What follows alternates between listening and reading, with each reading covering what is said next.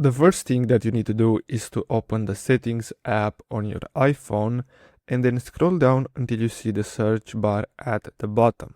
Now what we're gonna have to do is simply type in camera and then simply tap on the second option, which is privacy and security camera. Now from here you'll see all the apps that requires camera access, so you just have to enable it. As you can see, Discord, it wasn't enabled, so now we have access to our camera within the Discord app. Now another way to fix this is to go back. So I'm going to go back here, then simply tap on general, and then from here we just have to scroll down until we see transfer or reset iPhone at the bottom. So simply tap on that and then tap on reset. From here, what we're gonna have to do is simply tap on reset all settings, then reset your phone, and that should fix this error.